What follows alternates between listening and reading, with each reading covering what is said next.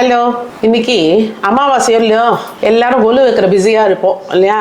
அதுக்கு முன்னாடி ஒரு ப்ரீ ப்ரிப்பரேஷன் ஒரு சுண்டல் பொடி ஒன்று ஜென்ரலாக ஒன்று பண்ணி காட்டலான் இருக்கேன். இந்த சுண்டல் பொடி நீங்கள் பண்ணி வச்சுட்டேன்னா இந்த 9 நாளில் இந்த காரம் அந்த மிளகா வத்தல் போட்டு நம்ம அந்த சுண்டெல்லாம் பண்ணும் இல்லையா, பட்டாணி காராமணி அந்த மாதிரி கொண்டக்கடலை அதுக்கெல்லாம் இந்த சுண்டல் பொடியை நீங்கள் யூஸ் பண்ணிக்கலாம். இந்த பொடியை எப்படி பண்ணுறதுன்னு சொல்கிறேன் பாருங்க. அதுக்கு தேவையான சாமான்கள் நான் இன்னைக்கு எல்லாம் ஒரு கரண்டி போட்டு பண்ணி வச்சுக்க போகிறோம். நாங்கள் இதுக்கு நவராத்திரிக்கு வேணும்னு கடலைப்பருப்பு ஒரு கரண்டி, உளுத்தம்பருப்பு ஒரு கரண்டி, தனியா ஒரு கரண்டி, மிளகு ஒரு 1/4 கரண்டி, எள்ளு ஒரு 2 டேபிள் ஸ்பூன், 4 கருவேப்பிலை. இதுக்கு நான் ஒரு 12 மிளகா வத்தல் சேர்க்க போகிறேன். இதில் பெருங்காயம், கட்டி பெருங்காயமும் இதில் வறுத்து பொடி பண்ணி வச்சுக்கலாம். அப்படி இல்லைன்னா அப்பப்போ நீங்கள் தூள் பெருங்காயத்தை போட்டுக்கோங்க. நான் இன்றைக்கி கட்டு பெருங்காயம் போடலை, வேண்டாம். அப்போச்சே தேவைப்படும் போது மேலாக தூவிக்கலான்னு வச்சுட்டேன். இப்போ இதை எதில் வறுக்க போகிறேன்னா மட்டா நெய்யில் தான் வறுக்க போகிறேன். ஏன்னா அதுதான் மனமாக நல்லா இருக்குது. அந்த பொடி பட்டும் படாமையாக நிறைய சொதான் விடாதீங்க, பட்டும் படாமையுமா இருக்கணும் அந்த சாமானில். அந்த மாதிரி விட்டு வறுத்து எடுத்து வச்சோம்னா கிடவே கிடாது. ஒரு வாரத்துக்கு நல்லா டப்பாவில் டைட் கண்டெய்னரில் போட்டு மூடி வச்சுக்கோங்க. சுண்டலுக்கு போட்டு திருப்பி எடுத்து வச்சுட்டா ஆச்சு, அவ்வளோதான். இப்போது இதை வறுக்க போகிறேன் பாருங்க. நான் ஒரு கரண்டி நல்லா போடுறதால 1 ஸ்பூன் நல்லா விட்டுருக்கேன். என்ன, ஒரு கரண்டி கடலைப்பருப்பு, ஒரு கரண்டி உளுத்தம்பருப்பு. இது கொஞ்சம் வறுபடட்டும், அப்புறம் தனியா போடலாம். ஏன்னா தனியா சட்டுன்னு காந்தி போயிடும். இப்போ ஒரு கரண்டி தனியா மீடியம் ஃப்ளேம்லேயே வச்சுக்கோங்க. இந்த எள்ளையும் போட்டுடலாம். அப்புறம்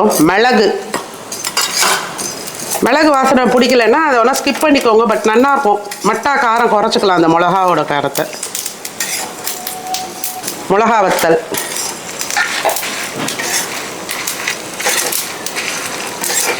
என்ன அந்த இதெல்லாம் வெடிக்கிறது பார்த்தல, சவுண்டு கேட்குறதா, எள்ளெல்லாம் வெடிக்கிறது. இதுலேயே 4 கருவேப்பிலையும் போட்டுருவோம், மணமாக இருக்கும். அப்புறம் பச்சையாக கொஞ்சம் போட்டுக்கோங்க. இதில் கொஞ்சம் போட்டால் வாசனை நல்லாயிருக்கும். நான் என் பொண்ணாத்துக்கு ரெடி பண்ணி வைக்கிறேன் இப்போ இந்த பொடியை. இந்த கருவேப்பிலை ஈரம் எல்லாமைக்கு நல்லா அதுலேயே இந்த சூட்லேயே இதுவாகிடும். அதே ஆக்சுவலாக அவ்வளோதான். நான் இப்போ அடுப்பை அணைச்சுட்றேன். மிளகாலாம் உப்பி எடுத்து பாருங்க, வறுபட்டுருக்கு, எல்லாம் வறுபட்டுருக்கு. இது ஆறட்டும். ஆறின உடனே அரைக்கச்சை காட்டுறேன் உங்களுக்கு. இது ஆறு எடுத்து பாருங்க. இப்போ இதை அரைச்சிடலாம்.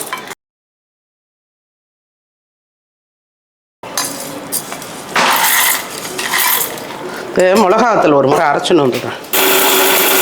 இந்த குறை பருப்பு வகை எல்லாமே போட்டுறேன் இதில்.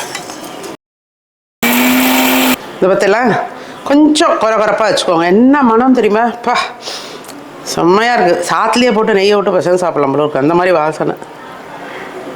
இப்போ இந்த பொடி என்னென்னா ஒரு நல்ல ஒரு கண்டெய்னரில் எடுத்து வச்சுட்டோன்னு வச்சுக்கோங்க. இந்த 9 நாளைக்கு என்னென்னைக்கு தேவைப்படுறதோ டக்குன்னு இதை எடுத்து 1 ஸ்பூன் போட்டுடலாம். இந்த மாதிரி நல்லா ஒரு ஏர்டைட் கண்டெய்னரில் போட்டு நல்லா மூடி வச்சுக்கோங்க. இது கொஞ்சம் நேரம் ஆறட்டும். இப்போது இந்த பொடியை நம்ம வேர்க்கடலை, பட்டாணி, காராமணி, கொண்டக்கடலை இதுக்கெல்லாம் நம்ம போட்டு பண்ணிக்கலாம். இதை 1 ஸ்பூன் இதை போட்டு எவ்வளோ தேவையோ அவ்வளவா பண்ணுற குவான்டிட்டிக்கு ஏற்ற மாதிரி போட்டுக்கோங்க.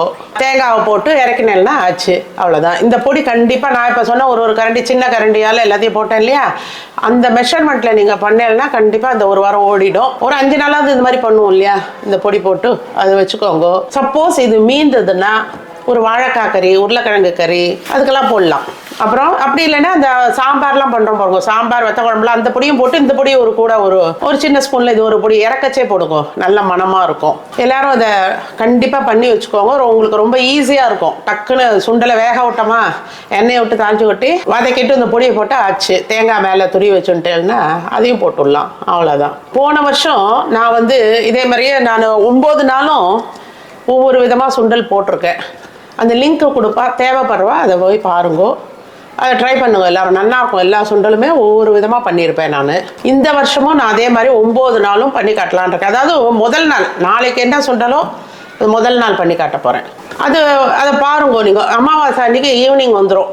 அடுத்த நாள் ஆரம்பமும் இல்லையோ நவராத்திரி, அதனால் ஈவினிங் அந்த சுண்டலை போட்டுருவா. ஃபஸ்ட்டு டே சுண்டல் ப்ளஸ் என்ன நெவ்வேதுன்னு சொல்கிறேனோ அதை உங்களுக்கு அப்லோட் பண்ணிவிடுவோம். எல்லாரும் பாருங்க. கண்டிப்பாக இது ரொம்ப யூஸ்ஃபுல்லாக இருக்கும்னு நினைக்கிறேன் உங்களுக்குலாம். எல்லாரும் நவராத்திரியை நல்லா ஹாப்பியாக கொண்டாடுங்கோ. வரவாளுக்கும் தாம்பூலமும் கொடுங்கோ. அந்த மாதிரி பண்ணால் நமக்கு ஒரு கெட் டுகெதர் மாதிரி கூட அது வச்சுக்கலாம் பாருங்க. எல்லாரும் நம்மத்துக்கு வருவா, வராதவாள்லாம் கூட எங்கேயாவது இருந்தால் கூட வாங்கோ. நவராத்திரி வெத்தலைவாக்குனா கண்டிப்பாக எல்லாரும் வருவா. எல்லாரும் சிறப்பாக கொண்டாடுங்கோ. என்னோட வீடியோஸ்லாம் பிடிச்சிருந்தா லைக் பண்ணுங்கோ. ஃப்ரெண்ட்ஸ் அண்ட் ரிலேட்டிவ்ஸ்க்கு ஷேர் பண்ணுங்கோ. சப்ஸ்கிரைப் பண்ணாதவாள்லாம் சப்ஸ்கிரைப் பண்ணுங்கோ. தேங்க்யூ.